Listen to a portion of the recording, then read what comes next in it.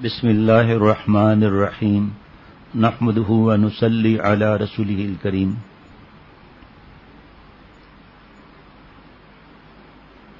تاریخ امت مسلمہ سے آپ صلی اللہ علیہ وسلم کے سفر آخرت کے بارے میں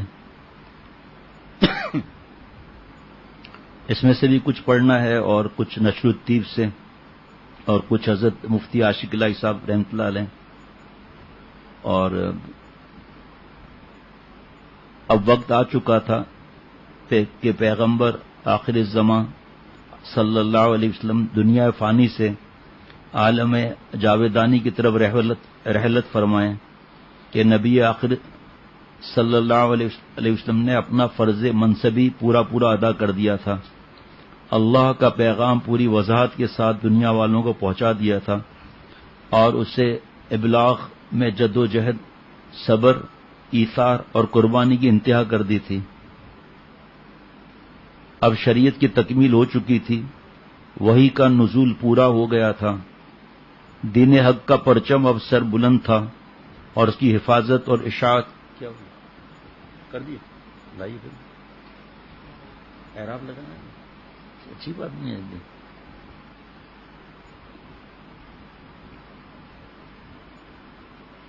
وحی کا نزول پورا ہو گیا تھا، دین حق کا پرچم اب سر بلند تھا اور اس کی حفاظت اور اشاعت کے لیے ایک ایسی امت تیار کر دی گئی تھی جسے خیر امت کا لقب ملا تھا، جو قیامت تک بنی نوع آدم کی رہنمائی، امامت اور قیادت کی ذمہ دار تھی. 23 سال کے انتھک مجاہدوں اور قربانیوں کے ذریعے رحمت دو عالم صلی اللہ علیہ وسلم نے انسان کے لیے ایک ایسی جہان نو کی بنیاد رکھ دی تھی جس کی پناہ میں انسانیت تا قیامت سکھ کا سانس لے سکتی تھی. اگرچہ اب تک اسلامی ریاست کی حدود جزیرۃ العرب تک محدود تھی، مگر دنیا کی بڑی بڑی حکومتوں کو دعوت اسلام پہنچ چکی تھی اور ہر قوم اس انقلاب کو بچشم حیرت دیکھ رہی تھی جس نے صحرائے عرب کے ہر ذرے میں ایک نئی تابانی پیدا کر دی تھی. حج سے واپسی کے بعد حضور اکرم صلی اللہ علیہ وسلم کو اللہ تعالیٰ کے بارگاہ میں حاضری کا اشتیاق غالب محسوس ہونے لگا تھا. آپ صلی اللہ علیہ وسلم معمول سے زیادہ استغفار اور حمد و تسبیح میں مشغول رہنے لگے، گویا آپ سفر آخرت کی تیاری فرما رہے ہوں.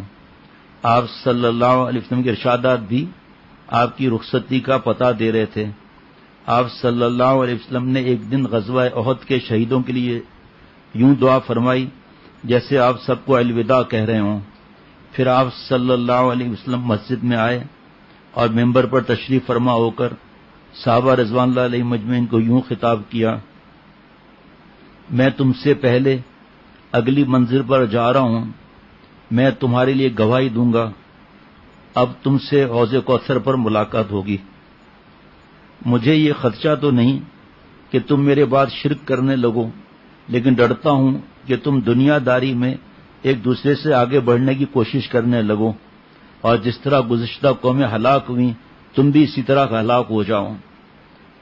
خیبر، فدق اور وادی القریٰ کے شمالی فتوحات کے بعد ریاست مدینہ کی سرحدوں میں اس باز نتینی روما کی سرحدوں سے جا ملی تھیں. تھوڑا کم کر دینا صبح، جس نے کچھ ہی مدت پہلے فارس جیسی عالم کی طاقت کو گھٹنوں پر جھکا کر دنیا کو اپنی قوت و شوکت کا اثر نو یقین دلایا تھا، مگر اس عظمت اور ہیبت کے باوجود رومی ارباب اقتدار عرب انقلاب کی لہر سے غیر معمولی طور پر خائف تھے. اسی بنا پر انہوں نے بلقا جانے والے اسلامی سفیر حارث بن عمیر رضی اللہ تعالیٰ کو قتل کیا تھا. اس کے رد عمل میں جنگ موتا برپا ہوئی اور بعض نتینیوں نے مدینے پر جلغار کی تیاریاں کر لیں، جسے رسول اللہ صلی اللہ علیہ وسلم نے تبوک تک پیش قدمی کر کے ناکام بنا دیا. اس وقت رسول اللہ صلی اللہ علیہ وسلم حضرت عمر فاروق رضی اللہ عنہ کے مشورے پر مزید پیش قدمی مناسب وقت کے لیے ملتوی کر کے واپس چلے آئے تھے، مگر اس کے کچھ عرصے بعد رومیوں کو سرزنشت کرنے کی ایک اہم وجہ پیدا ہو گئی. وہ یہ کہ شامی سرحدی علاقے معان کے نصرانی عرب گورنر فروا بن عمر جزامی نے اسلام قبول کر کے حضور صلی اللہ علیہ وسلم کے حلقہ بگوشی اختیار کر لی تھی، اور اس بارے میں اطلاعی خط مدینے بھی بھیجا تھا۔ رومیوں نے اس پر مشتعل ہو کر فروا بن عمر کو سولی پر چڑھا دیا تھا۔ دریں حالات رسول اللہ صلی اللہ علیہ وسلم رومیوں کے خلاف جہاد کو مزید مؤخر کرنے کی گنجائش نہیں سمجھتے تھے، اگرچہ 10 ہجری کے موسم بہار کا بڑا حصہ حجۃ الوداع میں صرف ہو گیا تھا۔ اس کے باوجود مسلمان رومیوں کے خلاف جنگ کے لیے ذہنی طور پر پوری طرح مستعد تھے، کیونکہ رسول اللہ صلی اللہ علیہ وسلم بار بار انتہائی رنج کے ساتھ اپنے جن کو آپ صلی اللہ علیہ وسلم نے بیٹا بنایا تھا زید بن حارثہ، پھر جو بتا دیا تھا وہی آئی تھی سارا رضی اللہ عنہ، اور اپنے عمزاد جعفر بن ابی طالب کی شہادت کو یاد کرتے تھے جو رومیوں سے جنگ میں شہید ہوئے تھے رضی اللہ عنہما۔ چنانچہ حجۃ الوداع سے واپس تشریف لا کر ماہ سفر میں آپ صلی اللہ علیہ وسلم نے بڑے اہتمام سے ایک لشکر تیار کرانا شروع کیا۔ توقع کے برخلاف حضور صلی اللہ علیہ وسلم نے اکابر کو چھوڑ کر لشکر کا سپہ سالار حضرت اسامہ بن زید، حضرت زید بن حارثہ کے بیٹے رضی اللہ عنہ کو بنایا، جن کی عمر صرف 20 سال کے لگ بھگ تھی۔ انہیں یہ اعزاز اس لیے دیا گیا کہ جنگ موطا میں لشکر کے اولین سپہ سالار انہی کے والد حضرت زید بن حارثہ رضی اللہ عنہ تھے، جو لڑتے لڑتے شہید ہو گئے تھے۔ حضور صلی اللہ علیہ وسلم چاہتے تھے کہ باپ کی ادھوری مہم کی تکمیل بیٹے کے ہاتھوں ہو، تاکہ رومیوں پر مسلمانوں کی دینی غیرت اور حمیت کا رعب بھی پڑے، اور وہ جان لیں کہ مسلمان اپنے شہداء کا خون بلایا نہیں کرتے۔ یہاں عرض کر دوں کہ بلایا نہیں کرتے، جب ہم گناہ کرتے ہیں تو صحابہ رضوان اللہ علیہ مجمعین سے کہ آپ صلی اللہ علیہ وسلم اس کا خون مبارک آپ صلی اللہ علیہ وسلم کا اس وقت یاد رہتا ہے، صحابہ رضوان اللہ علیہ مجمعین کا یاد رہتا ہے، کیونکہ وقت نہیں ہوتا، ورنہ میں بتاؤں آج کل کس اسپیڈ سے آ رہے ہیں کہ ہم نے گناہ چھوڑ دیے، موبائل صاف کر لیے۔ آپ صلی اللہ علیہ وسلم کی تکالیف اور مجاہدات سن کر غیرت آ رہی ہے کہ ہم گناہ کریں اور گھروں میں لیٹے رہیں، جس پر حضرت فرماتے تھے ہوا کھولتے رہیں، کچھ کام نہیں کرنا دین کا۔ یا اب صلی اللہ علیہ وسلم نے کیا فرمایا کہ پیسوں کی دوڑ تو وہ صحابہ رضوان اللہ علیہ مجمعین کے لیے تھوڑی تھا، جو آپ صلی اللہ علیہ وسلم کے سامنے کیا کیا فدا کر دیتے تھے، صدقہ دیتے تھے، کتنے اونٹ سواریاں، کیا کیا، اس کے بعد بھی کیا کیا واقعات ہیں ہمارے لیے۔ یہ اصل بات کہا جاتا ہے سامنے، لیکن مخاطب سب ہوتے ہیں، اور نصیحت کسی کو تو کریں گے نا، تو سامنے کون ہے؟ پوری امت ہے، ہم لوگ بھی ہیں۔ مسلمان اپنے شہداء کا خون بھولا نہیں کرتے، ہم نے تو ایسا بلایا ہے کہ گناہوں کے بغیر دماغی کام نہیں کرتا۔ پیر 29 سفر کو حضور اکرم صلی اللہ علیہ وسلم نے ٹھکانہ کریں حضرت اسامہ بن زید رضی اللہ عنہ کو امیر بنا کے ارشاد فرمایا، اللہ کا نام لے کر وہاں تک پیش قدمی کرو جہاں تمہارے والد شہید ہوئے تھے۔ تیزی سے سفر کرنا، اللہ فتح عطا کرے تو وہاں مختصر مدت قیام کرنا، راہبروں سے کام لینا، جاسوسوں اور ہر اول دستوں کو آگے بھیجنا۔ مرض الوفات کا آغاز ماہ سفر کے آخری ایام تھے کہ ایک رات رسول اللہ صلی اللہ علیہ وسلم جنت البقیع تشریف لے گئے اور مرحومین کے لیے دعائے مغفرت فرمائی۔ صبح ہوئی تو آپ صلی اللہ علیہ وسلم کو سر میں شدید درد محسوس ہوا۔ یہ میں نہیں بیان کرنا تھا، لیکن حضرت مفتی صاحب سے پوچھ کر پھر اس کو بیان کر رہا ہوں۔ فرمایا نہیں، اس کو تو بیان کرنا چاہیے۔ آپ صلی اللہ علیہ وسلم کو سر میں شدید درد محسوس ہوا۔ عجیب بات یہ تھی کہ اسی دن حضرت عائشہ صدیقہ رضی اللہ تعالی عنہ کو بھی سر درد کی تکلیف لاحق ہوئی، اور وہ کہہ اٹھی ہائے میرے سر میں درد۔ حضور صلی اللہ علیہ وسلم نے فرمایا مجھے تم سے زیادہ درد ہو رہا ہے۔ پھر حضور صلی اللہ علیہ وسلم نے مزاحاً فرمایا، عائشہ اگر تم مجھ سے پہلے مر جاؤ تو کیا حرج ہے، تمہارا کفن دفن میں کر دوں گا اور تمہارے لیے مغفرت کی دعا کروں گا۔ وہ بولی جی ہاں، اگر میں پہلے مر گئی تو آپ اس گھر میں دوسری ازواج مطہرات رضی اللہ عنہن کو لے آئیں گے۔ آپ صلی اللہ علیہ وسلم کی حاضر جوابی پر ہنس دیے۔ اگلے دنوں میں حضور اکرم صلی اللہ علیہ وسلم کی بیماری میں شدت آ گئی۔ ادھر لشکر روانگی کے لیے تیار تھا۔ جمعرات 2 ربیع الاول کو حضور صلی اللہ علیہ وسلم نے پرچم تیار کر کے اسامہ بن زید رضی اللہ عنہ کو عطا فرمایا اور دعاؤں کے ساتھ انہیں رخصت فرمایا۔ یہاں ایک بات ابھی نماز میں خیال آیا کہ آپ صلی اللہ علیہ وسلم کے دنیا سے پردہ فرمانے کا دن پیر کا دن تھا۔ حضرت والا رحمۃ اللہ علیہ کا دنیا سے وصال ہوا پیر کا دن تھا، اور اس وقت پیر شروع ہو چکی ہے، مغرب کا پیر شروع ہو گئی نا بھائی۔ اسامہ بن زید رضی اللہ تعالیٰ عنہ نے روانگی سے پہلے عرض کیا، امید ہے کہ اللہ تعالیٰ آپ کو شفا عطا فرمائیں گے، آپ مجھے کچھ دن ٹھہرنے کی اجازت دیجیے، اگر میں اسی حالت میں روانہ ہو گیا تو دل میں خلجان رہے گا۔ حضور صلی اللہ علیہ وسلم نے سکوت فرمایا، کوئی جواب نہ دیا۔ اسامہ بن زید فوج کو لے کر مدینہ شریف سے 3 میل دور جرف کے مقام پر جا ٹھہرے۔ اس مہم میں حضور اکرم صلی اللہ علیہ وسلم کی غیر معمولی دلچسپی دیکھتے ہوئے صحابہ کرام جوک در جوک وہاں پہنچنے لگے۔ حضرت ابو بکر صدیق، حضرت عمر فاروق، حضرت سعد بن ابی وقاص، حضرت ابو عبیدہ بن جراح اور حضرت سعید بن زید رضی اللہ رضوان علیہ مجمعین جیسے صف اول کے جلیل القدر صحابہ بھی لشکر میں شمولیت کے لیے نامزد تھے۔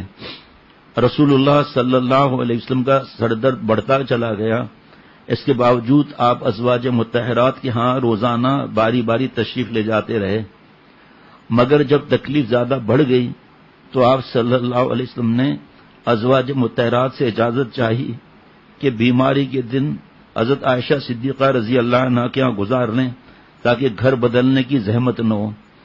سب نے خوشی سے اجازت دے دی۔ تب آپ صلی اللہ علیہ وسلم حضرت علی اور حضرت فضل بن عباس رضی اللہ تعالی عنہما کا سہارا لے کر حضرت عائشہ صدیقہ رضی اللہ عنہا کے حجرے کی طرف تشریف لے چلے۔ آپ کے سر مبارک پر پٹی بندھی ہوئی تھی اور قدم زمین پر گھسٹ رہے تھے۔ رسول اللہ صلی اللہ علیہ وسلم حضرت عائشہ صدیقہ رضی اللہ عنہا کے گھر آرام فرما ہوئے۔ بیماری کی شدت میں آپ کو محسوس ہو رہا تھا کہ خیبر میں زینب بنت سلام کی ضیافت میں جو زہر آلود لقمہ آپ صلی اللہ علیہ وسلم کے منہ میں رکھا تھا اس کے زہر کے اثرات ظاہر ہو رہے ہیں۔ آپ صلی اللہ علیہ وسلم فرماتے تھے، اس وقت اس زہر کے اثر سے میری شہرت کٹتی جا رہی ہے۔ آپ کی اذیت دیکھ کر امہات المؤمنین بھی صدمے سے بے حال تھیں۔ ام المؤمنین حضرت صفیہ رضی اللہ عنہا فرما رہی تھیں، اللہ کی قسم یا نبی اللہ، میں چاہتی ہوں کہ آپ کی تکلیف مجھ پر آ جائے۔ دینا بھائی ٹشو۔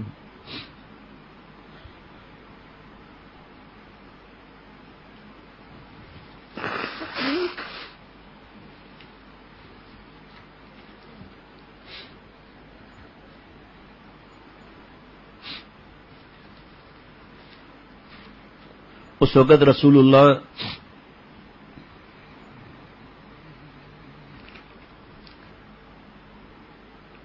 اس قدر شدید بیماری کے باوجود حضور صلی اللہ علیہ وسلم امت مسلمہ کی خیر خواہی اور ریاست کے اہم انتظامی اور سیاسی امور سے لا تعلق نہیں تھے۔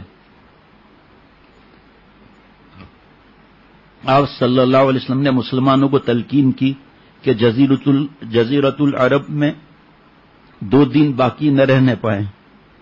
یہ بھی تاکید فرمائی کہ یہود و نصارہ اور مشرکین کو جزیرۃ العرب کی حدود سے نکال باہر کیا جائے۔ حضور اکرم صلی اللہ علیہ وسلم نے یہ اس لیے فرمایا کہ یہ خطہ پورے عالم اسلام کے مرکز اور ہیڈ کوارٹر کی حیثیت رکھتا تھا اور مرکز میں اغیار کی موجودگی بہت سے فتنوں کا باعث بن سکتی تھی۔ حضور صلی اللہ علیہ وسلم کی بیماری بڑھتی چلی گئی۔ ایک دن مغرب کی نماز پڑھائی جس میں سورۃ المرسلات کی تلاوت کی۔ یہ آخری رسول کی اقتداء میں آخری امت کی آخری نماز تھی۔ اس کے بعد بخار کی شدت سے غشی کی کیفیت طاری ہونے لگی۔ عشاء کی نماز کے بعد وقت آپ صلی اللہ علیہ وسلم کو افاقہ ہوا تو پوچھا، کیا لوگ نماز پڑھ چکے؟ حضرت عائشہ صدیقہ رضی اللہ عنہ نے عرض کیا، جی نہیں، وہ آپ کے منتظر ہیں۔ رسول اللہ صلی اللہ علیہ وسلم نے وضو فرما کر مسجد تشریف لے جانے کا ارادہ کیا مگر نکاحت اور غشی کی وجہ سے یہ ممکن نہ ہوا۔ تب آپ صلی اللہ علیہ وسلم نے تازہ دم ہونے کے لیے 7 مشک پانی منگوایا اور ایک بڑے برتن میں تشریف فرما ہوئے۔ گھر کی خواتین نے آپ صلی اللہ علیہ وسلم پر بہتر پہ پانی اونڈیلا۔ پنکھا بند کرنا۔ آپ کو ٹھنڈک پہنچی تو ہاتھ کے اشارے سے مزید پانی گرانے سے منع فرمایا اور نماز کے لیے اٹھنے لگے، مگر دوبارہ غشی طاری ہوئی۔ ہوش آیا تو دریافت فرمایا، کیا لوگ نماز پڑھ چکے؟ عرض کیا گیا، جی نہیں، وہ آپ کا انتظار کر رہے ہیں۔ رسول اللہ صلی اللہ علیہ وسلم نے دوبارہ غسل فرمایا، مگر مسجد تشریف لے جانے کی کوشش فرمائی، مگر پھر ایسا ذوف تھا کہ ایسا 3 بار ہوا۔ آخر آپ صلی اللہ علیہ وسلم نے فرمایا، ابو بکر کو کہو وہ نماز پڑھائیں۔ امہات المؤمنین نے ذرا پس و پیش کی اور حضرت عائشہ صدیقہ رضی اللہ تعالیٰ عنہ نے اپنے والد کے لیے عرض کیا کہ وہ یعنی حضرت ابو بکر رضی اللہ عنہ نرم دل انسان ہے، آپ کی جگہ کھڑے ہو کر اپنے اوپر قابو نہ پا سکیں گے۔ رسول اللہ صلی اللہ علیہ وسلم نے ان کی بات کو نظر انداز کرتے ہوئے دوبارہ سہبارہ بڑے اٹل لہجے میں ارشاد فرمایا، ابو بکر حکم دو کہ وہ نماز پڑھائیں۔ یہ حضور اکرم صلی اللہ علیہ وسلم کی جانب سے امت کے لیے اپنے نائب اور جانشین کی نامزدگی کا لطیف اشارہ تھا۔ حضور نبی اکرم صلی اللہ علیہ وسلم کو سفر آخرت پر روانہ ہوتے ہوئے پیچھے رہ جانے والی امت کی نظم و ضبط اور وحدت کو برقرار رکھنے کی ذمہ داری کا پورا احساس تھا، مگر آپ صلی اللہ علیہ وسلم نے اس فریضے کو عام بادشاہوں کی طرح ولی عہدی اور جانشین کی نامزدگی کے ذریعے انجام دینا پسند نہیں فرمایا۔ فرمایا کہ کہیں مسلمانوں کے سیاسی نظام میں انتقال اقتدار کا معاملہ ولی عہدی میں محدود نہ ہو جائے۔ آپ صلی اللہ علیہ وسلم اس معاملے میں وسعت اور کشادگی رکھنا چاہتے تھے۔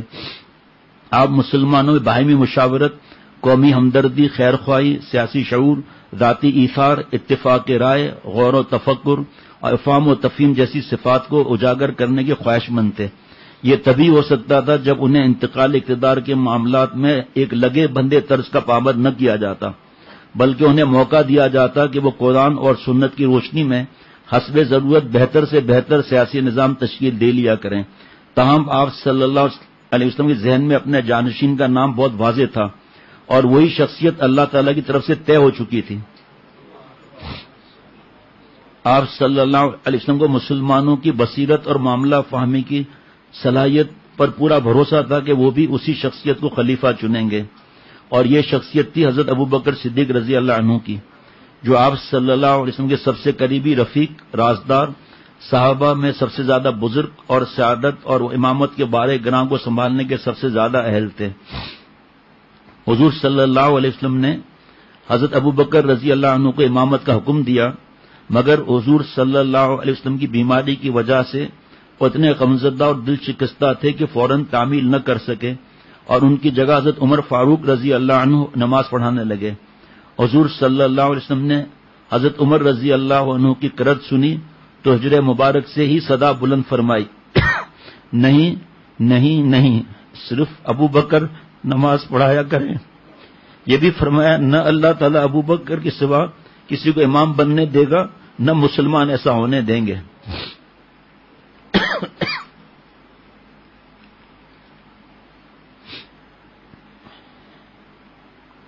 چنانچہ اس کے بعد حضور صلی اللہ علیہ وسلم کی وفات تک تمام نمازیں حضرت ابو بکر صدیق رضی اللہ عنہ ہی پڑھاتے رہے۔ مسجد نبوی کا مصلی وہ مقام تھا جہاں حضور صلی اللہ تعالی وسلم کی موجودگی میں کسی اور کو قدم رکھنے کی جرأت نہ تھی، مگر آپ صلی اللہ علیہ وسلم کا اپنی زندگی میں کسی کو خود اپنی جگہ مقرر کرنا اس بات کا واضح قرینہ تھا کہ آپ صلی اللہ علیہ وسلم اپنی جانشینی کے لیے کس پر اعتماد کرتے ہیں۔ آپ صلی اللہ علیہ وسلم چاہتے تھے کہ مسلمان اپنے رسول کی منشا کو خود سمجھ کر اپنے رمز شناسی اور سیاسی بصیرت کا ثبوت پیش کریں گے، اور بعد میں ایسا ہی ہوا۔ ہمیشہ کی طرح اس بار بھی صحابہ رضوان اللہ علیہ مجمعین توقع پر پورے اترے۔ اگرچہ حضور نبی اکرم صلی اللہ علیہ وسلم نے اپنے جانشین کی نامزدگی کو خلاف مصلحت سمجھا تھا اور اسے مسلمانوں کی شورا پر چھوڑنا پسند کیا تھا، مگر ایک دن آپ صلی اللہ علیہ وسلم کو یکایک خیال ہوا تھا کہ کہیں اس طرح مسلمانوں میں کوئی بات نہ ہو، چنانچہ آپ صلی اللہ علیہ وسلم نے فرمایا ابو بکر اور ان کے صاحبزادے کو بلا لو، میں کچھ تحریر کروا دوں، کہیں ایسا نہ ہو کہ ابو بکر کی موجودگی میں کوئی اور امیدوار کھڑا ہو جائے۔ یہاں بہت سی نصیحتیں ہیں جس سے پتا چلتا ہے کہ ہر ایک کو یہ کتاب نہیں پڑھنی ہے۔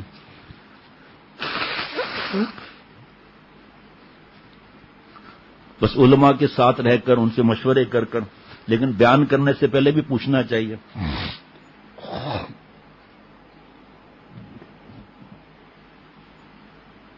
جمعرات کے دن حضور صلی اللہ علیہ وسلم کی بیماری نہایت شدت اختیار کر گئی۔ آپ صلی اللہ علیہ وسلم نے اسی حالت میں کچھ نصیحتیں لکھوانے کے لیے کاغذ طلب کیا۔ اس وقت حضرت عمر، حضرت عباس اور چند صحابہ رضی اللہ عنہم خدمت میں حاضر تھے۔ کچھ نے حکم کی تعمیل کرنا چاہی، مگر اس وقت حضور صلی اللہ علیہ وسلم پر شدید نکات طاری تھی،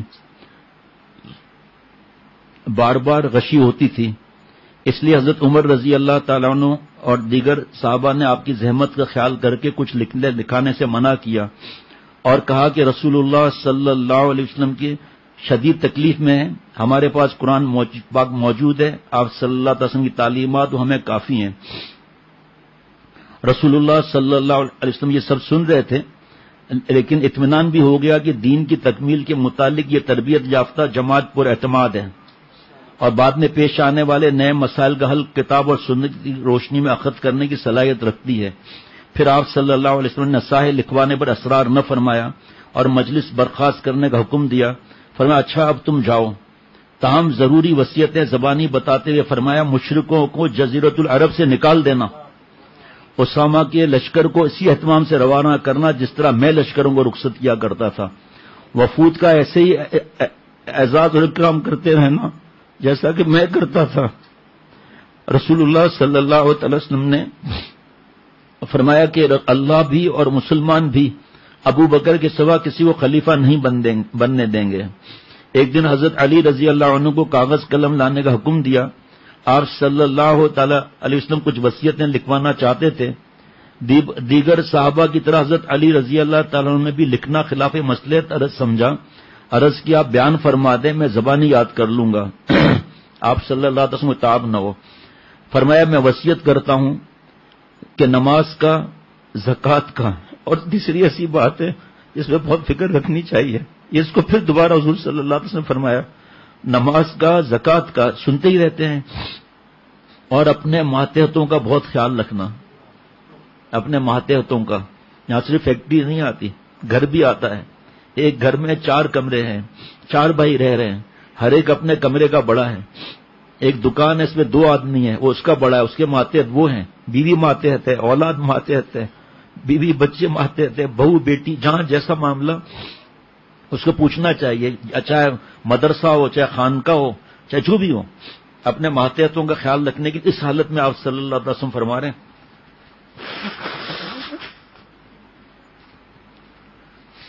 اور اس کے بارے میں تفصیل زیادہ ہے، بلکہ بہت زیادہ ہے، کہ اولاد کو برائی سے نہ روکنا، ان کو گناہوں سے نہ روکنا۔ لشکر اسلام رسول اللہ صلی اللہ علیہ وسلم کی بیماری سے مضطرب ہو کر جرف میں رکا ہوا تھا۔ ہفتہ 10 ربیع الاول کو امیر لشکر اسامہ بن زید اور بہت سے صحابہ رضوان اللہ علیہ مجمعین آپ صلی اللہ علیہ وسلم کی عیادت کے لیے مدینہ شریف آ گئے۔ اسی دن ظہر کی نماز کے وقت حضور صلی اللہ علیہ وسلم کو کچھ افاقہ ہوا۔ آپ حضرت عباس اور حضرت علی رضی اللہ عنہما کا سہارا لے کر مسجد میں تشریف لے گئے۔ آپ صلی اللہ علیہ وسلم کے سر مبارک پر پٹی بندھی ہوئی تھی، بدن مبارک پر کمبل لپٹا ہوا تھا، جماعت کھڑی ہو چکی تھی۔ حضرت ابو بکر رضی اللہ عنہ نماز پڑھا رہے تھے۔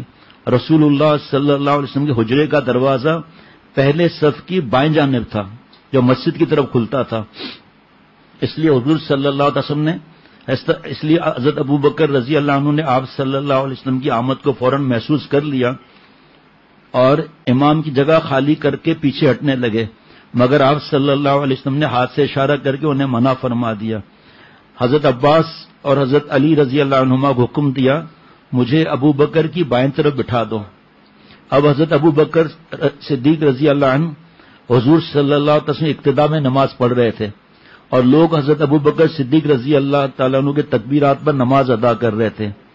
یہ اپنی موجودگی میں امت کو اپنے جانشین کی تابعداری کرانے کا بڑا دلکش نمونہ تھا، اور اس کا ثبوت بھی کہ حضرت ابو بکر صدیق رضی اللہ عنہ کی پیروی دراصل نبی رحمت صلی اللہ علیہ وسلم کی ہی پیروی ہے. نماز کے امت سے آخری خطاب.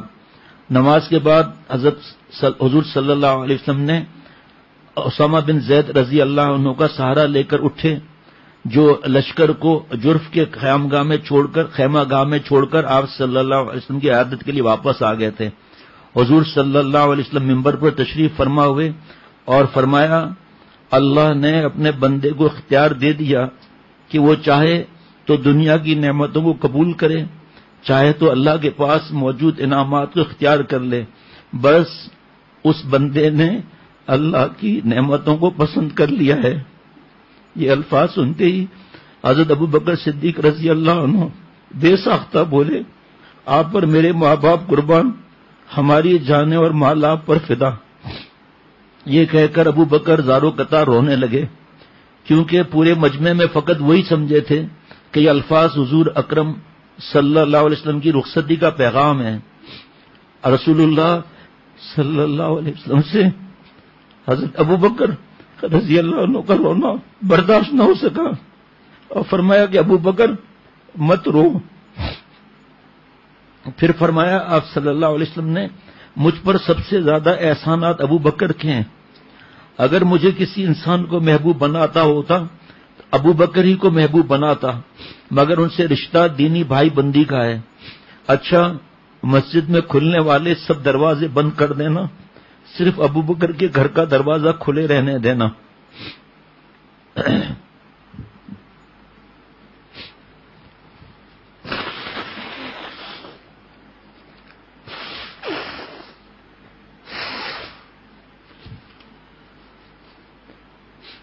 اسامہ بن زید رضی اللہ عنہ کی کم عمری کے پیش نظر کچھ لوگوں کو اطمینان نہ تھا. اس سے قبل جنگ موتا میں جب ان کے والد کو امیر اول بنایا گیا تو اس وقت منافقین نے چیم و گویاں ہوئی تھیں. حضور صلی اللہ علیہ وسلم کو ان باتوں سے سخت کوفت ہو رہی تھی. چنانچہ آپ صلی اللہ علیہ وسلم نے فرمایا کہ اگر تم اسامہ کی قیادت پر اعتراض کر رہے ہو تو اس سے پہلے تم اس کے والد کی قیادت پر بھی اعتراض کر چکے ہو. اللہ کی قسم وہ اس منصب کے قابل تھے، اور اللہ کی قسم وہ مجھے تمام لوگوں میں سب سے زیادہ محبوب تھے، اور اللہ کی قسم یہ اسامہ بھی اسی منصب کے لائق ہیں. حضور صلی اللہ تعالی علیہ وسلم کو خدشہ تھا کہ دیگر قوموں کی طرح انبیاء اور اولیاء کی عقیدت میں غلو کر کے شرک میں مبتلا نہ ہو جائیں. آپ نے قیامت تک آنے والے مسلمانوں کو خبردار کرتے ہوئے ارشاد فرمایا، گزشتہ قوموں نے اپنے پیغمبروں اور بزرگوں کی قبروں کو سجدے گاہ بنا لیا تھا، خبردار تم ایسا نہ کرنا، میں تمہیں اس سے منع کرتا ہوں. رسول اللہ صلی اللہ علیہ وسلم نے انصار کے بے پایاں احسانات اور ان کی گراں قدر خدمات کو یاد کرتے ہوئے مہاجرین کو ان سے حسن سلوک کی وصیت کی. فرمایا، لوگوں، انصار کے معاملے میں تمہیں اچھا رویہ رکھنے کی تاکید کرتا ہوں. عام مسلمان بڑھتے جائیں گے اور انصار گھٹتے گھٹتے کھانے میں نمک کے مانند ہو جائیں گے. وہ اپنی ذمہ داری ادا کر چکے، اب ان کی ذمہ داری تمہیں ادا کرنی ہے. تمہارے ارباب اور چاہیے کہ انصار کے نیکوکار لوگوں کی قدردانی کرتے رہیں اور ان میں سے جو کسی خطا کا مرتکب ہوں ان سے درگزر کریں. یہ بھی فرمایا کہ تم میں سے ہر کسی کو مرتے وقت اللہ تعالیٰ سے اچھا گمان رکھنا چاہیے. یہ رسول اللہ صلی اللہ علیہ وسلم کا آخری خطبہ تھا. اس کے بعد آپ گھر تشریف لے گئے. اگلے دن بروز اتوار اسامہ بن زید دوبارہ حاضر خدمت ہوئے. رسول اللہ صلی اللہ علیہ وسلم نے دیکھا تو آنکھوں میں آنسو جھلملانے لگے. اسامہ رضی اللہ عنہ نے جھک کر آپ صلی اللہ علیہ وسلم کو بوسہ لیا. رسول اللہ صلی اللہ علیہ وسلم نے دست مبارک آسمان کی طرف اٹھا کر اسامہ رضی اللہ عنہ پر رکھ دیا، گویا ان کے لیے دعا کر رہے ہوں. جیسے جیسے آخری لمحات قریب آ رہے تھے، رسول اللہ صلی اللہ علیہ وسلم اس عالم فانی کے اسباب سے لا تعلقی اختیار کرتے جا رہے تھے. دولت قدے میں کچھ اشرفیاں موجود تھیں، حضرت عائشہ رضی اللہ عنہ کو تاکید فرمائی کہ انہیں صدقہ کر دیں. کچھ دیر بعد پوچھا کیا وہ اشرفیاں صدقہ کر دیں؟ عرض کیا ابھی تک تو نہیں. آپ نے وہ منگوائیں، دستے مبارک پر رکھ کر انہیں گنا، وہ 6 تھیں. فرمایا محمد اپنے رب سے کس گمان کے ساتھ ملے گا اگر یہ دولت اس کے گھر میں ہو. 6 اشرفیاں. یہ کہہ کر آپ صلی اللہ علیہ وسلم نے وہ تمام اشرفیاں فی الفور صدقہ کرا دیں. جسد اطہر پر ایک کمبل تھا جس سے آپ صلی اللہ علیہ وسلم بخار کی شدت میں کبھی چہرے پر ڈال دیتے کبھی ہٹا دیتے. اس دوران آپ صلی اللہ علیہ وسلم نے اچانک فرمایا یہود و نصارہ پر اللہ کی لعنت ہو، انہوں نے پیغمبروں کی قبروں کو سجدہ گاہ بنا لیا. حضرت عائشہ صدیقہ رضی اللہ عنہ فرماتی ہیں کہ حضور اقدس صلی اللہ علیہ وسلم کو خدشہ تھا کہیں ان کی قبر پر بھی سجدے نہ کیے جانے لگیں. اس خطرے کے باعث یہ ارشاد فرمایا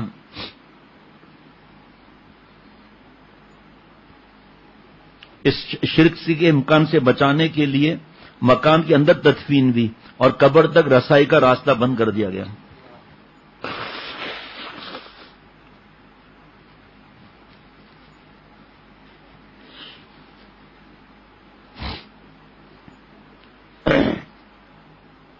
یہ پیر کا دن تھا، ربیع الاول کی 12 تاریخ، حیات مبارکہ کا آخری دن.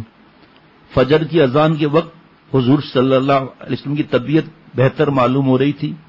جب جماعت کھڑی ہوئی تو آپ صلی اللہ علیہ وسلم نے حجرے کا پردہ اٹھایا.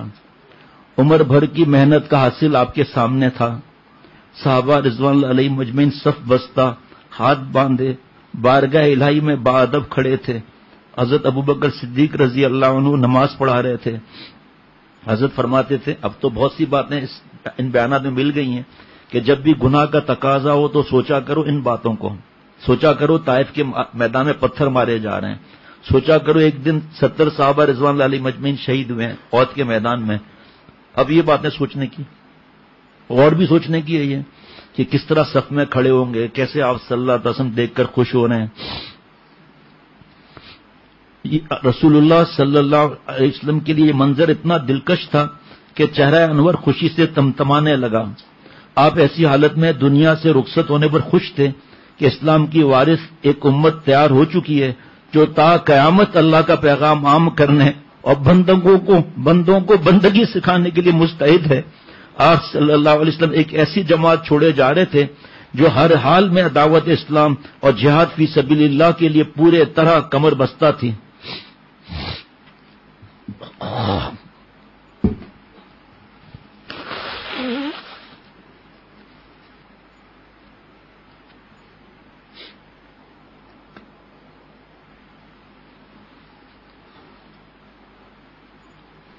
صحابہ کو احساس ہو گیا تھا کہ حضور صلی اللہ علیہ وسلم پردہ اٹھا کر ان کی طرف متوجہ ہیں. آپ صلی اللہ علیہ وسلم 2 دن سے مسجد نبوی میں تشریف نہیں لائے تھے، سوائے ان اکابر صحابہ کے جو روزانہ گھر میں حاضر ہوا کرتے تھے. اکثر جانثاروں نے 2 دن سے آپ صلی اللہ علیہ وسلم کی زیارت نہیں کی تھی. آپ صلی اللہ علیہ وسلم کو متوجہ پا کر سب کے رگوں پہ میں سرور کی ایک لہر دوڑ گئی اور وہ پلٹ کر آپ کی زیارت کے لیے بےتاب ہونے لگے، مگر آپ صلی اللہ علیہ وسلم نے ہاتھ کے اشارے سے انہیں نماز مکمل کرنے کا حکم دیا اور چند لمحوں تک اپنے پروانوں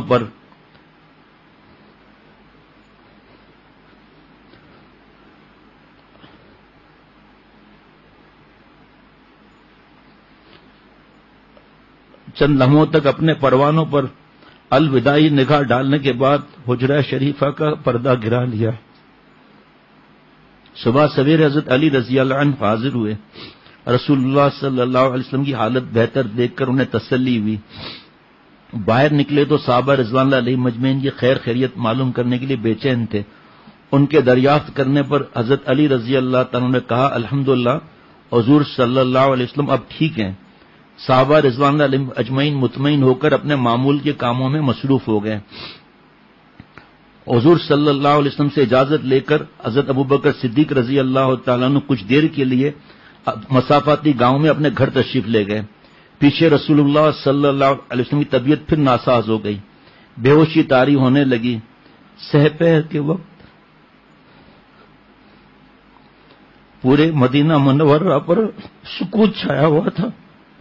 رحمت دو عالم صلی اللہ علیہ وسلم پر غشی کی حالت طاری تھی.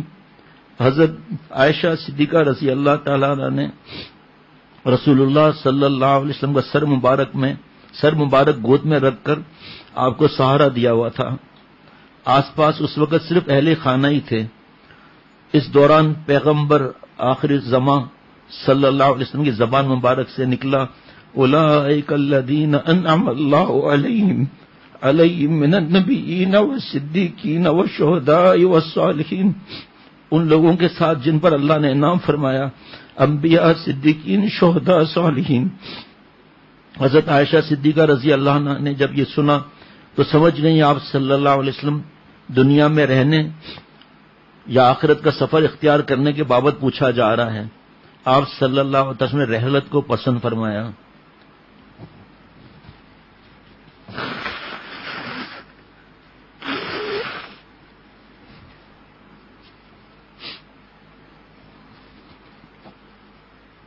دیکھیں نماز کا، زکوٰۃ کا فرمایا آپ صلی اللہ علیہ وسلم. اس کے بارے کے احکامات کیا ہیں پھر؟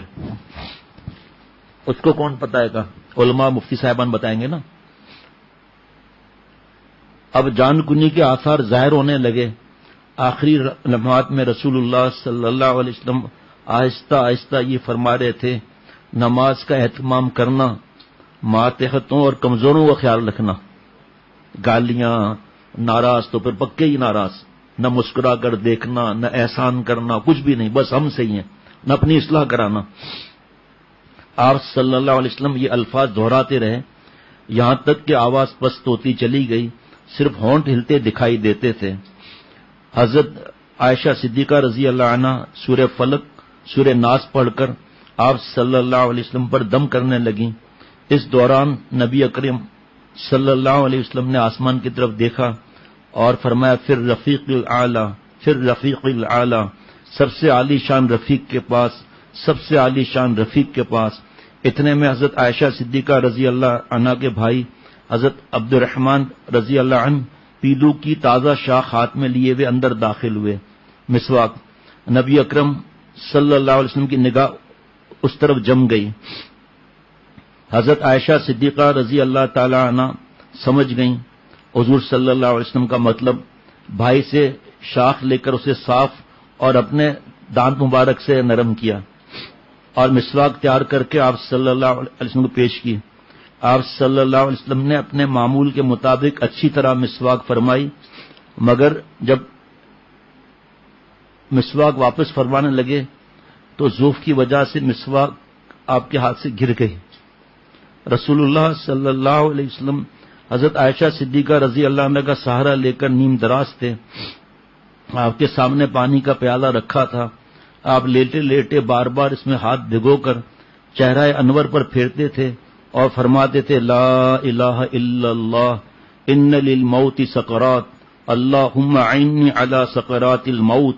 اللہ کے سوا کوئی معبود نہیں، بے شک موت کی سختی برحق ہے، اے اللہ موت کی سختی میں میری مدد فرما.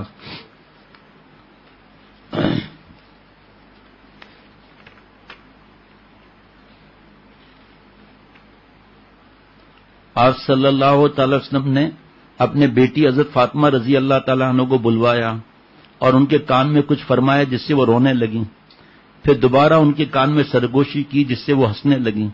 جب حضرت عائشہ صدیقہ رضی اللہ تعالیٰ عنہ نے اس کے بارے میں حضرت فاطمہ رضی اللہ تعالیٰ عنہ سے دریافت کیا تو انہوں نے بتایا کہ پہلی بار آپ صلی اللہ علیہ وسلم نے فرمایا کہ میرے وفات کا وقت قریب آ چکا ہے.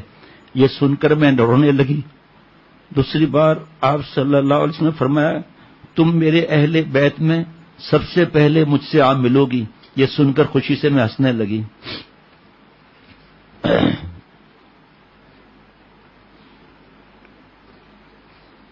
حضرت عائشہ صدیقہ رضی اللہ تعالیٰ عنہ فرماتی ہیں کہ جب آپ صلی اللہ علیہ وسلم بیمار ہوتے تھے تو یہ دعا پڑھ کر اپنے ہاتھوں پر دم کر کے جسم مبارک پر پھیر لیتے تھے اللہم رب الناس اذهب البأس انت الشافی لا شفاء الا شفاؤک اشفی شفاء لا یغادر سقما.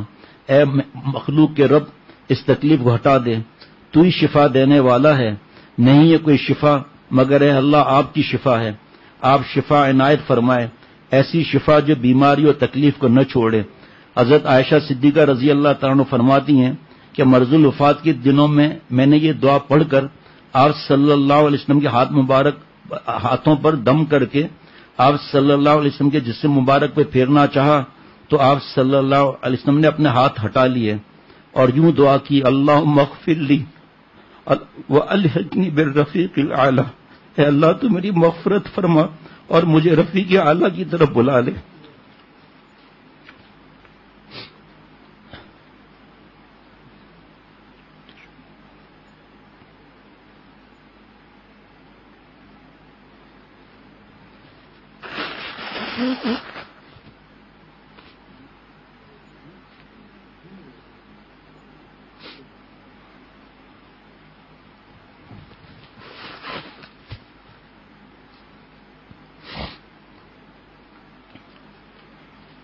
آپ صلی اللہ علیہ وسلم بار بار یہ فرما رہے تھے کہ اللہ کے سوا کوئی معبود نہیں، بے شک موت کی سختی برحق ہے، اے اللہ موت کی سختی میں میری مدد فرما۔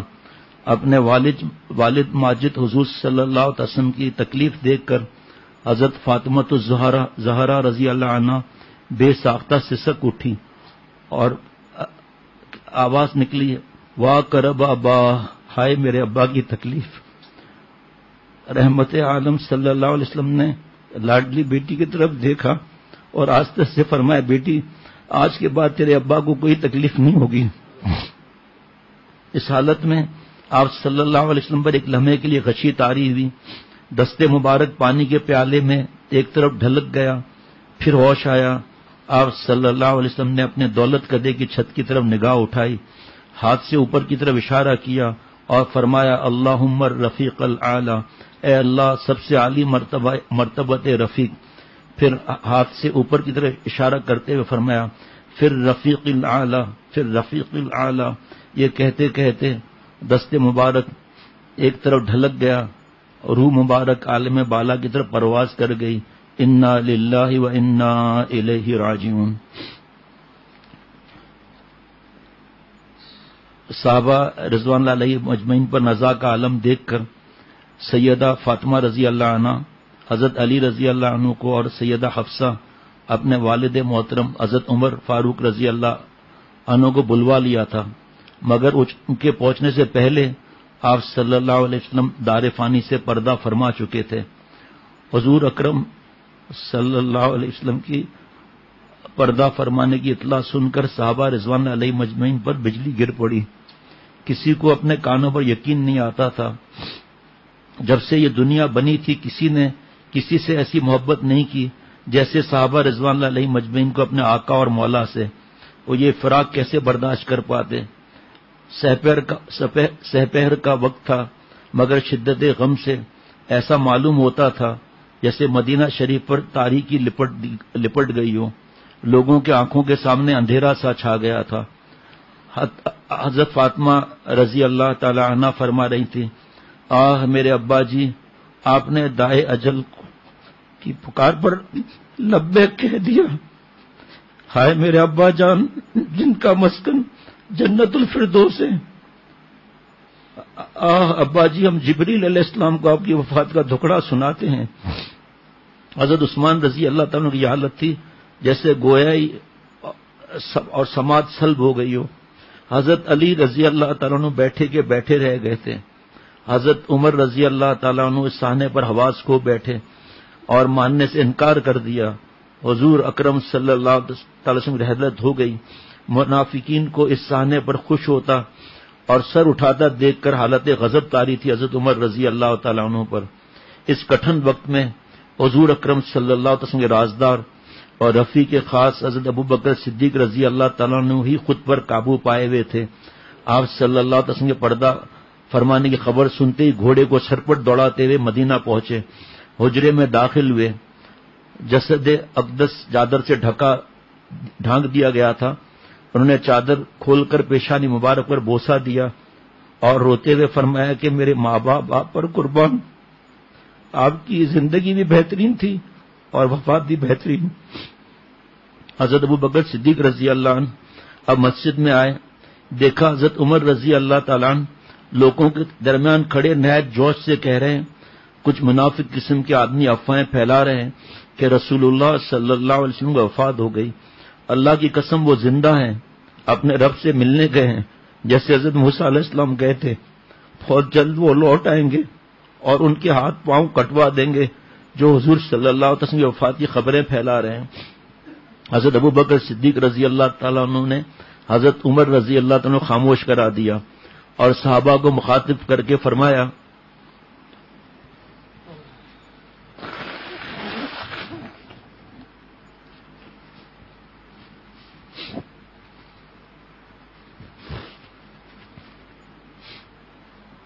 لوگوں، حضرت ابو بکر صدیق رضی اللہ تعالیٰ عنہ نے حضرت عمر رضی اللہ عنہ کو خاموش کرایا اور صحابہ کو مخاطب کر کے فرمایا، لوگوں، جو کوئی محمد صلی اللہ علیہ وسلم کی عبادت کرتا تھا تو جان لے کہ وہ وفات پا گئے ہیں، اور جو کوئی اللہ کی عبادت کرتا ہے وہ تسلی رکھے کہ اللہ زندہ ہے، ہمیشہ قائم رہنے والا ہے۔ پھر یہ آیت تلاوت کی، محمد صلی اللہ علیہ وسلم رسول ہی تو ہیں، خدا تو نہیں، ان سے پہلے بھی کتنے رسول دنیا سے جا چکے، بس اگر وہ وفات ہو جائیں یا شہید کر دیے جائیں تو کیا دین سے منحرف ہو جاؤ گے؟ اور جو انحراف کرے گا وہ اللہ کا کچھ نہیں بگاڑ سکے گا، اور اللہ عنقریب شکر گزاروں کو بدلہ دے گا۔ یہ آیت غزوہ احد میں حضور صلی اللہ علیہ وسلم کی شہادت کی جھوٹی افواہ پھیلائے جانے پر صحابہ کی تسلی کے لیے نازل ہوئی، مگر آج جب حضرت ابو بکر صدیق رضی اللہ تعالیٰ عنہ نے دہرایا تو صحابہ رضوان اللہ علیہ مجمعین کو ایسا لگا کہ ان کا اس سے زیادہ موزوں موقع کوئی اور نہیں ہو سکتا تھا۔ یوں محسوس ہو رہا تھا گویا یہ آیت ابھی آسمان سے نازل ہو رہی ہے۔ حضرت عمر رضی اللہ تعالیٰ عنہ جوں حضرت ابو بکر صدیق رضی اللہ عنہ کا حقیقت پسندانہ خطاب سنتے گئے، ان کا جوش، ان کا غم صبر میں تبدیل ہوتا گیا۔ حضور صلی اللہ علیہ وسلم کی رحلت کا یقین ہوتے ہی ان کے قدم ساتھ نہ دے سکے اور اپنی جگہ پر گر گئے۔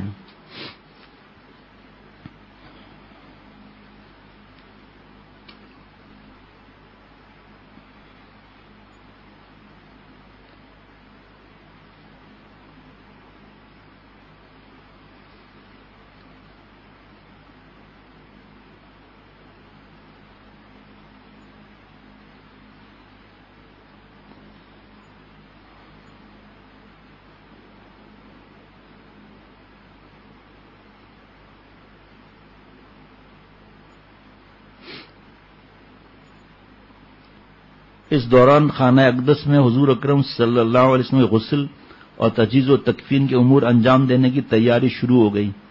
رنج اور صدمے اور دکھ کی انتہا کی وجہ سے شمع رسالت کے پروانے ایک سکتے کسی کیفیت میں تھے، اس لیے کسی ان امور کی انجام دہی کی سکت ہی پیدا نہ ہو سکی۔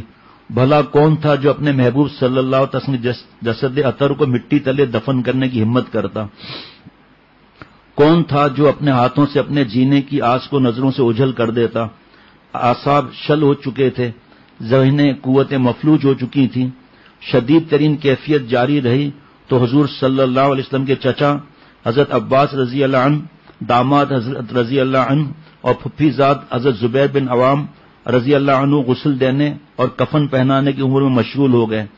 یہ حضرات حضور اکرم صلی اللہ علیہ وسلم کے قریبی رشتہ دار تھے، اسی لیے یہی آپ صلی اللہ علیہ وسلم کی آخری خدمات انجام دینے کے زیادہ حقدار تھے۔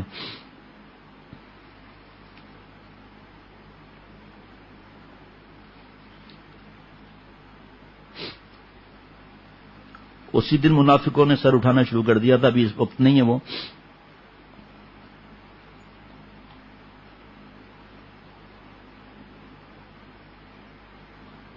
حضور اقدس صلی اللہ علیہ وسلم کی تجہیز و تکفین ہو چکی تو صحابہ رضوان اللہ علیہ مجمعین نماز جنازہ ادا کرنے کے لیے جمع ہوئے۔ حضرت ابو بکر صدیق رضی اللہ تعالیٰ عنہ سے پوچھا گیا، نماز جنازہ کیسے پڑھیں؟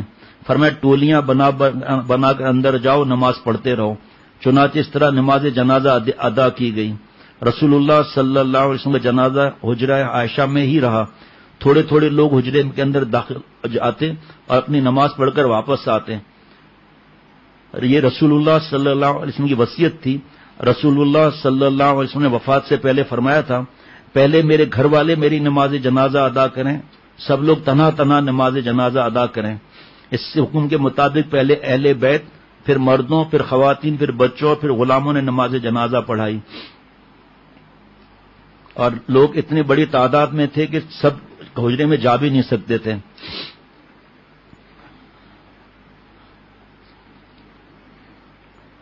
حضرت صدیق اکبر رضی اللہ تعالیٰ نے کہا کہ میں نے رسول اللہ صلی اللہ علیہ وسلم کو یہ ارشاد فرماتے ہوئے سنا ہے کہ ہر نبی کو اسی جگہ دفن کیا جاتا ہے جہاں اس کی روح قبض کی گئی ہے. چنانچہ رسول اللہ صلی اللہ علیہ وسلم کا بستر ہٹا کر وہیں قبر کی کھدائی شروع کی گئی. امہات المومنین رات میں اپنے حجروں میں سخت زمین پر کدالیں چلنے کی آوازیں سن رہی تھیں. قبر تیار ہو چکی تو رسول صلی اللہ علیہ وسلم کے غلام شقران رضی اللہ عنہ نے جلدی سے ایک سرخ چادر قبر کے اندر بچھا دی.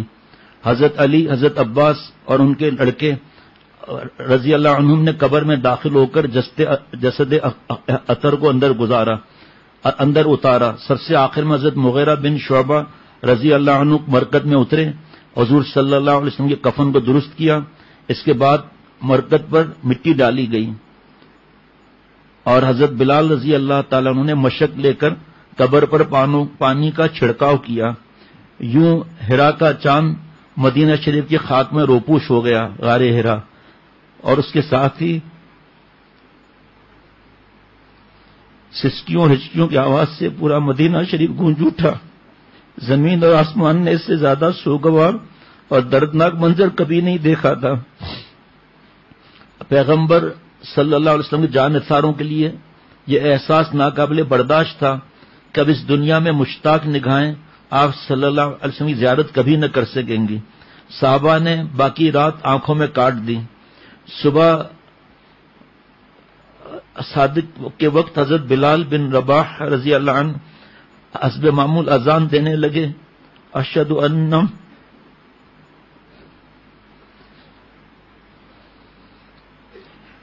ان محمد رسول اللہ پر پہنچے تو ضبط کی تاب نہ رہی, زاروں قطار رونے لگے.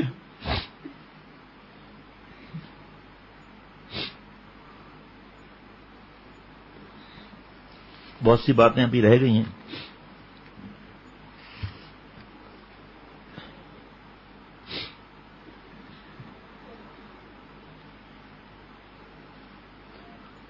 یہ نشر الطیب میں ہے کہ حضرت ملک الموت نے عرض کیا کہ حق تعالیٰ نے مجھ کو بھیجا ہے, آپ صلی اللہ علیہ وسلم فرمائے تو میں روح قبض کروں, اور اگر آپ فرمائیں تو چھوڑ دوں.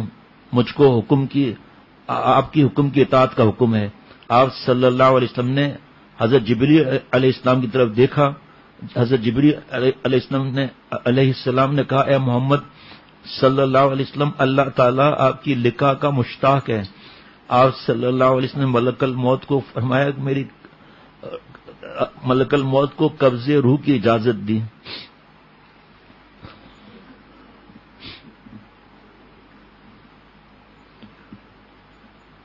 باحقی کی روایت میں ہے کہ آپ صلی اللہ علیہ وسلم کے آخری وقت میں جبریل علیہ السلام نے کہا, یعنی یہ میرا آخری آنا ہے زمین پر, یعنی وہی لے کر. جب روح قبض ہوئی تو ملک الموت روتے ہوئے آسمان کو چڑھے, اور ابو نعیم نے حضرت علی رضی اللہ تعالیٰ سے روایت کیا ہے کہ جب روح قبض ہوئی تو ملک الموت روتے ہوئے آسمان کو چڑھے, اور میں نے آسمان سے آواز سنی, واہ محمد. اس بقا سے حضرت اضلال علیہ السلام کا بقا ثابت ہونا ہے.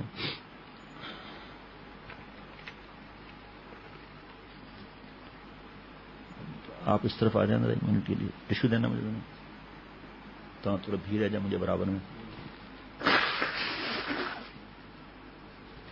مدینہ شریف میں حضرت شیخ الاسلام, حضرت شیخ الحدیث حضرت مولانا زکریا صاحب رحمۃ اللہ علیہ کے خادم ہیں حضرت مولانا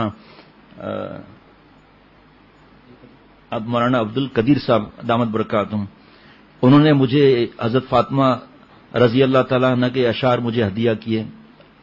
آپ صلی اللہ علیہ وسلم کے پردہ فرمانے پر یہ اشعار ہدیہ کیے مجھے, ماذا علی من شم تربت احمد صلی اللہ علیہ وسلم اللہ یشم مد الزمان غوالیا صبت علی مصائب لو انہا صبت علی الایام ادن لیالیا اخبر آفاق السماء وکبرت شمس النہار وازلم الازمان والارض من بعد النبی کیبہ اسفا علیہ کثیرت الاحزان فلیبکہ شرق البلاد وغربها یا فخر من طلعت له النیران یا خاتم الرسول المبارک سنوا صلی علیک منزل القرآن ماذا دوبارہ پڑھتا ہوں ماذا علی من شم تربت احمد صلی اللہ علیہ وسلم جس نے ایک مرتبہ بھی خاک پائے احمد مجتبیٰ سونگ لی اللہ یشم مدزمانی غوالیا تعجب کیا ہے کہ اگر وہ ساری عمر کوئی اور خوشبو نہ سونگے صبت علیہ مصائب لو انہا حضور صلی اللہ علیہ وسلم کی جدائی میں وہ مصیبتیں مجھ پر ٹوٹی ہیں کہ اگر صبت علی الایام ادن لیالیا یہ مصیبتیں دن پر ٹوٹتی تو دن راتوں میں تبدیل ہو جاتے اغبر آفاق السماء وکبرت شمس النہار وازلم الازمان آسمان کی پہنائیاں غبار آلود ہو گئیں اور لپیٹ دیا گیا دن کا سورج اور تاریک ہو گیا سارا زمانہ والارض من بعد النبی کیبہ اور زمین نبی اکرم صلی اللہ علیہ وسلم کے بعد مبتلا درد ہے اسفا علیہ کثیرت الاحزان ان کے غم میں ڈوبی ہے سراپا فلیبکہ شرق البلاد وغربها اب آنسو بہائے مشرق بھی اور مغرب بھی ان کی جدائی پر یا فخر من طلعت له النیران فخر تو صرف ان کے لیے جن پر روشنیاں چمکی یا خاتم الرسل المبارک سنوا اے آخری رسول صلی اللہ تعالی علیہ وسلم آپ کی برکت اور سعادت کے جوئے فیض ہیں صلی علیک منزل القرآن آپ صلی اللہ علیہ وسلم پر تو قرآن نازل کرنے والے نے بھی درود و سلام بھیجا ہے.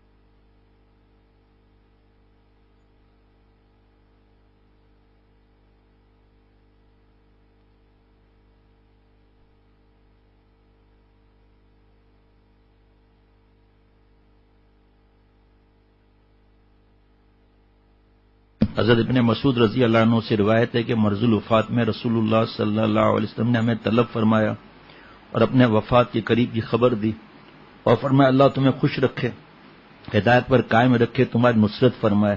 فرمایا میں تمہیں تقوی اختیار کرنے کی وصیت کرتا ہوں اور تمہیں اللہ کے سپرد کرتا ہوں. صحابہ رضوان اللہ علیہ مجمعین نے عرض کیا کہ یا رسول اللہ آپ صلی اللہ علیہ وسلم کو غسل کون دے گا؟ آپ صلی اللہ علیہ وسلم نے فرمایا میرے اہل بیت میں سے جو رشتے میں زیادہ قریب ہیں وہ بہت سے فرشتوں کے ساتھ مجھے غسل دیں گے. وہ فرشتے تمہیں دیکھ رہے ہوں گے مگر تم ان کو نہ دیکھ سکو گے.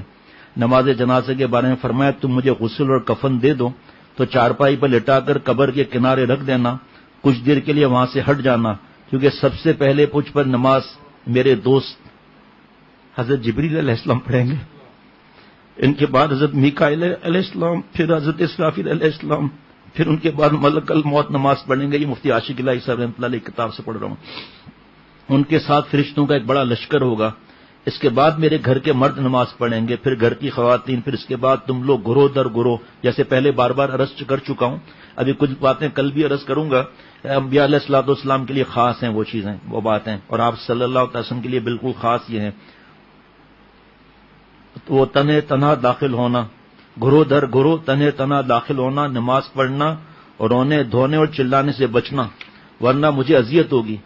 جو لوگ موجود نہیں ان کو میرا سلام پہنچا دینا اور گواہی دینا کہ جو لوگ آج سے لے کر قیامت تک دین اسلام میں داخل ہوں گے ان پر میرا سلام ہے. اس بیماری کے دوران آپ صلی اللہ تعالی علیہ وسلم حضرت فضل بن عباس رضی اللہ عنہما کا ہاتھ پکڑ کر ممبر پر تشریف لائے. آپ کے سر مبارک پر پٹی بندھی ہوئی تھی. پھر آپ نے حکم فرمایا کہ لوگوں کو بلاؤ. حضرت فضل رضی اللہ تعالیٰ عنہ نے آواز دے کر لوگوں کو جمع کیا. اس کے بعد رسول اللہ صلی اللہ علیہ وسلم نے اللہ تعالیٰ کی حمد و ثنا بیان فرمانے کے بعد ارشاد فرمایا، اے لوگوں، میں عنقریب تم لوگوں کے پاس سے جانے والا ہوں، لہذا اگر کسی کو میں نے مارا ہو تو میری کمر حاضر ہے، وہ بدلہ لے لے، اور اگر کسی کو میں نے برا بلا کہا ہو تو وہ بھی بدلہ لے لے. کوئی مالی مطالبہ ہو تو میرا مال حاضر ہے. کوئی شخص یہ خیال نہ کرے کہ بدلہ لینے سے میرے دل میں اس کے لیے بغض پیدا ہو جائے گا. تم جانتے ہو کہ بغض رکھنا میری فطرت میں نہیں. وہ شخص مجھے محبوب ہے جو بدلہ لے لے یا معاف کر دے. اس کے بعد حضور صلی اللہ علیہ وسلم ممبر شریف سے اتر آئے. پھر دوبارہ یہی ظہر کے بعد اعلان دہرایا. ایک شخص نے عرض کیا کہ رسول اللہ صلی اللہ علیہ وسلم، آپ پر ماں باپ قربان، لیکن آپ خود فرما رہے ہیں تو عرض کر رہا ہوں کہ ایک روز آپ صلی اللہ علیہ وسلم کے پاس ایک سائل آیا تھا اور آپ صلی اللہ علیہ وسلم کے پاس اس کو دینے کے لیے کچھ مال نہ تھا. آپ نے مجھے حکم دیا تھا 3 درہم اس کو دے دو. آپ صلی اللہ علیہ وسلم نے حضرت فضل رضی اللہ عنہ سے فرمایا، اس کے 3 درہم ادا کر دو.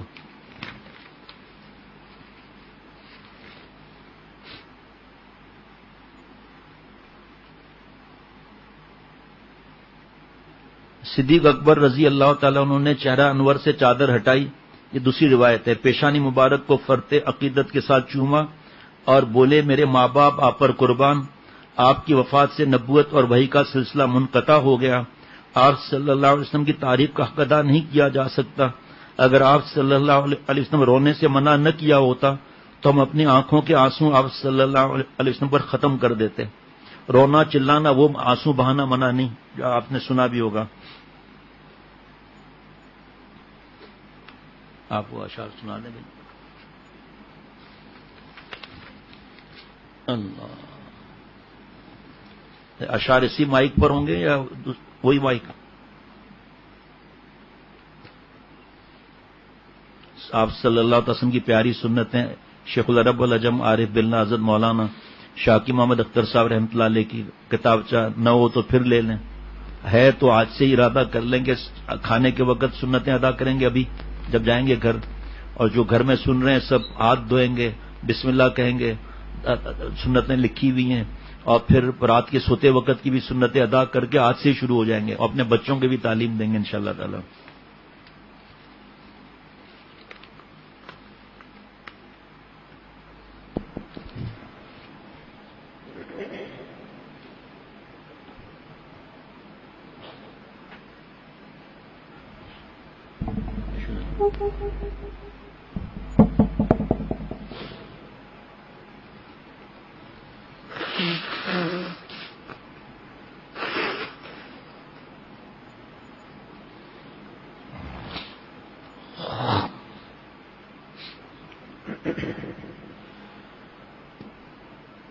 دنیا سے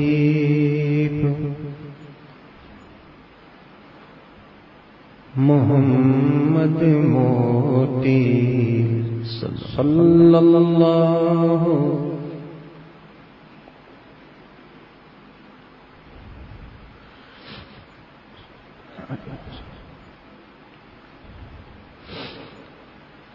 دنیا سے محمد موتی صلی اللہ علیہ وسلم، اس بن دنیا کیسی ہوتی، اس بن دنیا کیسی ہوتی، صلی اللہ علیہ وسلم دنیا سے.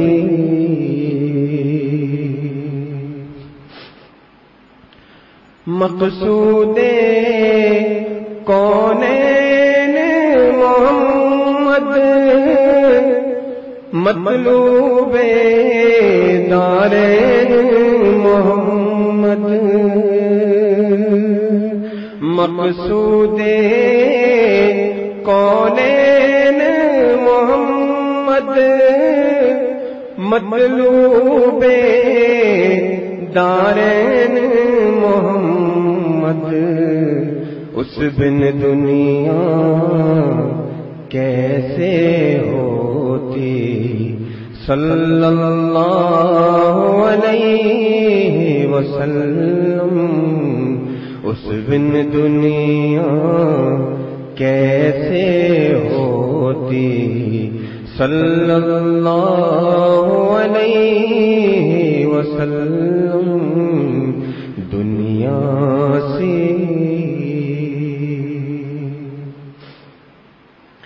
گر نہ ہو تام نہ جایا خلقت کا غم کھانے والا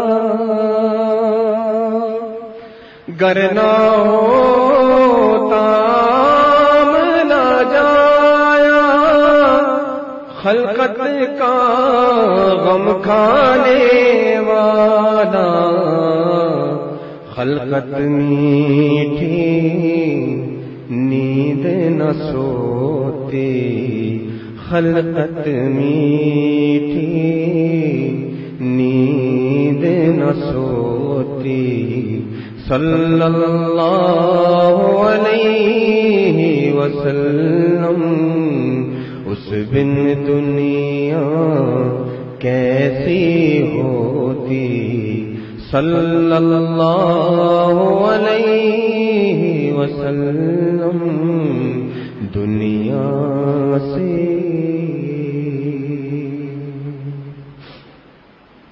زہرا کا دل غم کا مارا ہجر نبی میں پارا پارا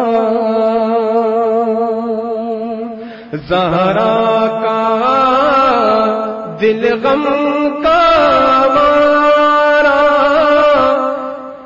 ہجر نبی میں پارا پارا گمسم آنسو ہار پہ روتی گمسم آنسو ہار پہ روتی صلی اللہ علیہ وسلم اس بن دنیا کیسی ہوتی صلی اللہ علیہ وسلم دنیا سے ساجن بن سکھ چین ناوے یاد اس کی دن رین ستاوے ساجن بن سکھ چین ناوے یاد اس کی دن رین ستاوے دل تڑپے آنکھیں روتی دل تڑپے آنکھیں روتی صلی اللہ علیہ وسلم اس بن دنیا کیسی ہوتی صلی اللہ علیہ وسلم دنیا سے کاش میرے محبوب کی دھرتی مجھ پہ نفیس یہ شفقت کرتی کاش میرے محبوب کی دھرتی مجھ پہ نفیس یہ شفقت کرتی اپنے اندر مجھ کو سموتی اپنے اندر مجھ کو سموتی صلی اللہ علیہ وسلم بن دنیا کیسی ہوتی صلی اللہ علیہ وسلم دنیا سے. جزاک اللہ. اس میں آخری شعر میں حضرت نفیس شاہ صاحب رحمۃ اللہ علیہ دعا ہے کہ مدینہ شریف میں مرنا مقدر ہو. اللہ تعالیٰ مجھے اور ہر مسلمان کو. اس میں حضرت کسی نے عرض کیا تھا تو حضرت نے فرمایا کہ یہ تو دعا مانگنی چاہیے, اور کوئی بیچارہ سادہ تھا تو اس وقت ہنسنے کا دل نہیں کر رہا, لیکن بہرحال حضرت نے پرانا یونس پٹیل صاحب رحمۃ اللہ نے ان سے فرمایا تھا کہ یہ تو دعا مانگنی ہے, تو اس دعا کی وجہ سے کہ پہلے تھوڑی وقت آ جائے گا. آپ صلی اللہ علیہ وسلم سب سے پہلے اٹھیں گے, پھر حضرت ابو بکر, پھر حضرت عمر رضی اللہ عنہما, پھر آپ صلی اللہ علیہ وسلم جنت البقیع کی والوں کی شفاعت فرمائیں گے, پھر جنت المعلا, پھر طائف, پھر سب کا. تو پیارے شیخ نے فرمایا کہ یہاں پر کوئی اللہ تعالیٰ نے نہیں فرمایا کہ میرے شہر کو آپ نے دوسرے نمبر پہ کر دیا, اور پھر آپ صلی اللہ علیہ وسلم نے پھر کچھ خود بھی منع نہیں فرمایا. اللہ تعالیٰ مجھے ہم سب کو عمل والا بنا دے. آپ صلی اللہ علیہ وسلم اور اللہ تعالیٰ جب خوش ہوں گے, جب میں عمل والا ہوں گا, ہم سب عمل والے ہوں گے, پوری دنیا کے مسلمان. اللہ تعالیٰ مجھے ہم سب کو عمل والا بنا دیں, جس فرما کر اولیاء صدیقین کی آخری سرحد تک پہنچا دیں. اور بس انشاءاللہ تعالیٰ کل سے سنتوں کے بارے میں انشاءاللہ تعالیٰ مذاکرہ ہوگا. رمضان بھی نزدیک ہے, اور اللہ تعالیٰ مجھے اپنے اور اپنے گھر پر, پہلے اپنے اوپر پھر اپنے گھر پر محنت کرنے کی توفیق عطا فرمائے. اور یہ جو بھی ہمارے دوست ہیں, اللہ تعالیٰ جہاں جہاں بھی سنا جا رہا ہے, اللہ مجھے اور ہم سب کو اللہ والا بنائے, اور اپنی رحمت سے جو کمی کوتاہی نالائکیاں گناہ بے وقوفیاں اللہ سب معاف فرما کر قبول فرمائے. اور اس بیان کا ثواب اللہ تعالیٰ آپ صلی اللہ علیہ وسلم اور صحابہ رضوان اللہ علیہ مجمعین, صحابیات رضی اللہ عنہن, اہل بیت رضوان اللہ علیہ مجمعین کو عطا فرمائے. اللہ مجھے معاف فرمائے, اور اپنے رحمت سے اللہ بغیر استحقاق کے مجھے اور ہر مسلمان کو معافی عطا فرمائے. مجھے اور ہم سب کو جو موجود ہے, موجود نہیں, ہمارے اس گھر والے, ہمارے رشتہ دار, ہماری اولاد, ہمارے پڑوسی, نمازی ساتھی, سب مسلمان اور ہم سب کی قیامت تک کی ضروریات کو اللہ تعالیٰ جس فرما کر اولیاء صدیقین کی آخری سرحد تک پہنچائے. کل پتہ چلا کہ جو کبھی کبھی میں پڑھ لیتا ہوں تو یہ بتایا اس کے علاوہ بھی بہت سارے ہوتے ہیں. تو آپ معمول معلوم ہے الحمدللہ, جنہوں نے دعاؤں کا کہا, جو کہنا چاہتے تھے نہیں کہہ سکے, جو امید وابستہ رکھتے ہیں, جنہوں نے پیغام بھیجا نہیں ملا, جن سے ہم نے وعدہ کیا, جن کے ای میل, خط, میسج آئے ہوئے ہیں, پیغام آئے ہوئے ہیں, جن کے نہیں آئے ہوئے, اللہ مجھ سمیت کسی کو محروم نہیں فرمائے. ہر مسلمان کو اللہ تعالیٰ مجھ سمیت اپنا خاص تعلق نصیب فرمائے. جو عالم اسلام میں پریشانیاں ہیں, روزانہ آ رہے ہیں کہ تنخواہ کا مسئلہ ہے, دوسرے ملکوں میں بھی, یہاں بھی, اللہ تعالیٰ معاف فرمائے. بیماری جیسے اچانک آئی تھی کرونا, اسی طرح اللہ ختم فرما دے اپنی رحمت سے.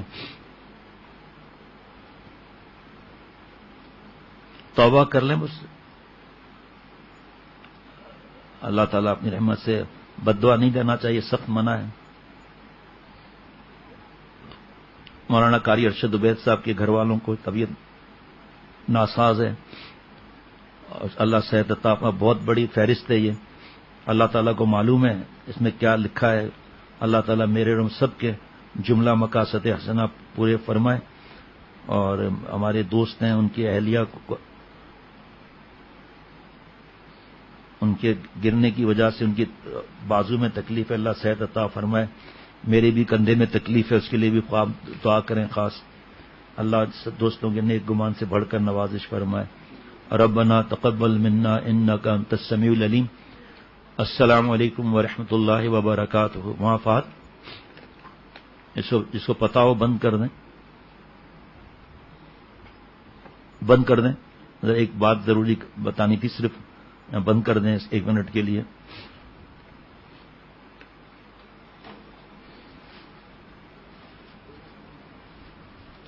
ہو گیا جی.